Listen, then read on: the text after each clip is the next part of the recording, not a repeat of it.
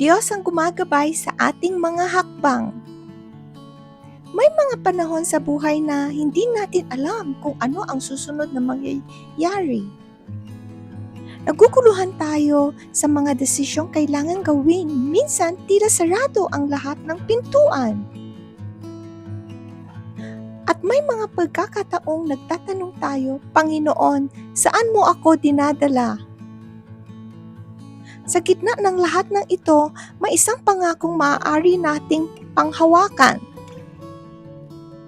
Ang presensya ng Diyos ang gumagabay sa ating mga hakbang.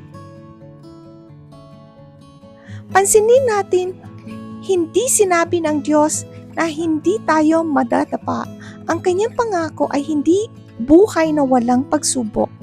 Ang kanyang pangako ay hindi niya tayo pababayaan. Kapag tila mabigat ang paglalakbay, naroon siya. Kapag nalilito tayo, ginagabayan niya tayo. Kapag tayo natatakot, pinapalakas niya tayo. Marahil ay hindi mo pa nauunawaan ang lahat ng nangyayari ngayon,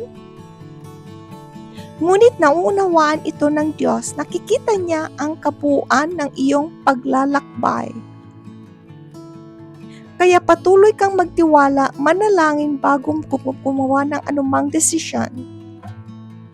Basahin ang kanyang salita araw-araw, makinig sa kanyang tinig at sundan siya, isang hakbang sa bawat pagkakataon.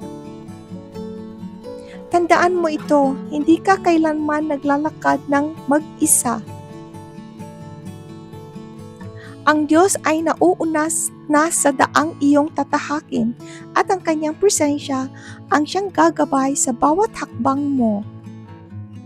Ama naming nasa langit, maraming salamat dahil hindi mo kaming iniiwang maglakad ng mag-isa. Kapag nalilito kami, ikaw ang aming gabay. Kapag natatakot kami, ikaw ang aming lakas.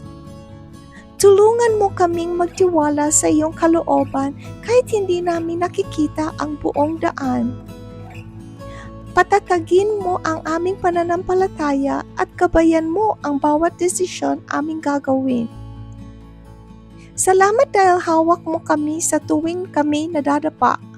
Naway ang bawat hakbang namin ay magbigay ng kaluwalhatian sa iyong pangalan. Sa pangalan ni Jesus.